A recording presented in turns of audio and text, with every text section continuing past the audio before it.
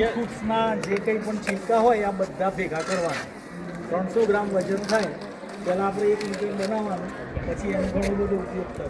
અત્યારે હાલ વધારે પ્રમાણમાં આવે એટલે 300 ગ્રામ છીલકા, 100 ગ્રામ ગોળ અને 1 લીટર પાણી. આ થોણ આવ્યા છે ને મેથીનો મૂળિયો એક ચમચી દહીં, એક ચમચી દહીં લસણ એટલે એનાથી એ બેક્ટેરિયા હોય ને એટલા માટે ના કરી શકાય. કારણ કે એની સ્મેલ પછી ફર્મેન્ટેશન એનું આખવણ થયા પછીની સ્મેલ એટલે શક્ય હોય ત્યાં સુધી ખાટા ફળો હોય ને છીલકા ગરમ સારી આવે.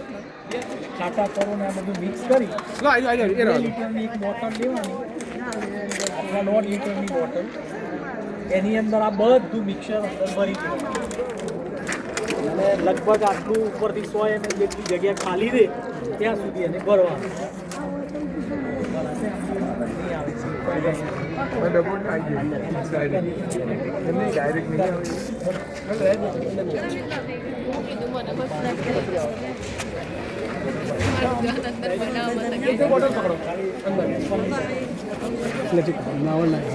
પછી આને 10 થી 15 દિવસ સુધી જ્યાં અંધારું હોય, અંધારું પડતું હોય, જ્યાં ડાયરેક્ટ સૂર્યપ્રકાશ ના આવતો હોય એવી જગ્યા ઉપર બંધ કરીને મૂકી દેવાનું.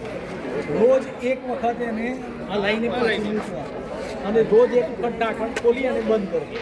આટલું યાદ રાખવાનું.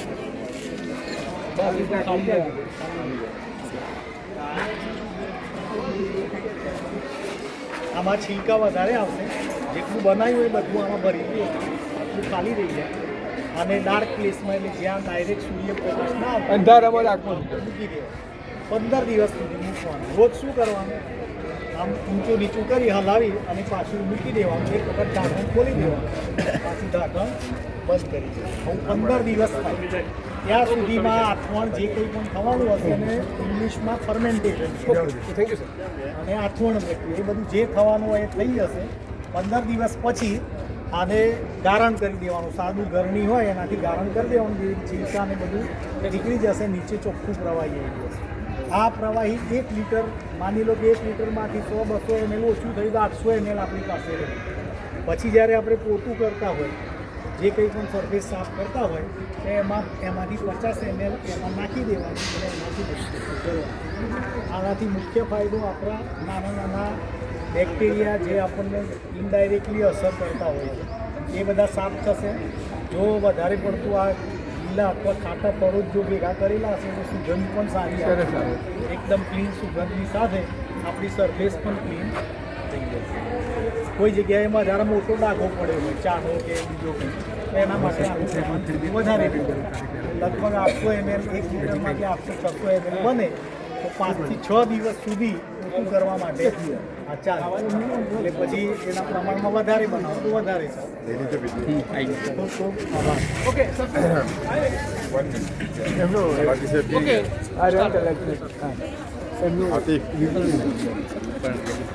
આપી દે સાહેબ ને.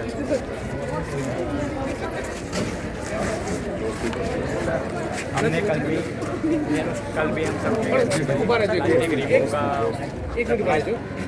સાહેબને કન્ટિન્યુ છે આપણે પેલા ફરવાનું એમાં કન્ટિન્યુ જીઓ થોડો અવાજ વધારે હો, નજીક આવી જજે. હું સ્ટાર્ટ કરાવી दूंगा. डियर फ्रेंड्स, हमारे जो एनएसएस कैंप यहाँ पे चल रहा है वहाँ पे आज हमने हमारे 5वें दिन इधर बायो एंजाइम सरफेस क्लीनर कैसे बनाते हैं उसके लिए हमने डेमोस्ट्रेशन दिया और उसके बाद हमारे स्टूडेंट यहाँ के सम्माननीय सरपंच साहिब श्री इमरान भाई और तलाटी यहाँ पे ग्राम सचिव भी हाजिर हैं, तो उनके जो फीडबैक है वो हमारे स्टूडेंट्स लेंगे. हमने बायो एंजाइम बनाया जिससे नेचुरल फर्टिलाइजेशन भी बनाया है. यहाँ पे डेमो भी किया, सबको सिखाया भी. इससे क्या है, केमिकल बिना का है जो अपनी हेल्थ के इश्यू कम कर देता है और जो स्मेल भी अच्छी आती है और सब क्लीन भी हो जाता है.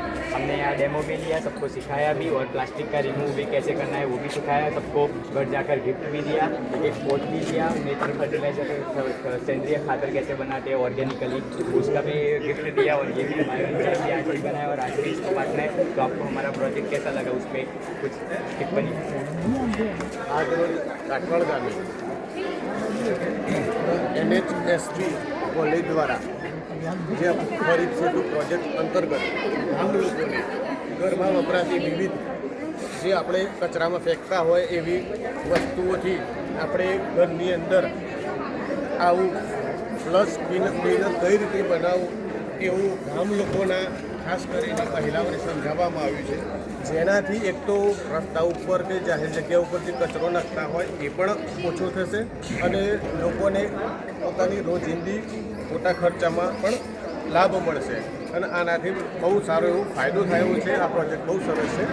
આ અન્ય ગામોમાં પણ કરવામાં આવે તો સારો લાભ મળી શકે એવું છે. લોકોને પોતાની અંદર ઘરની અંદર જ બધા આવા નાના નાના કામ થકી ચોખ્ખું ઘર રાખવા માટે પ્રોત્સાહન પણ મળશે.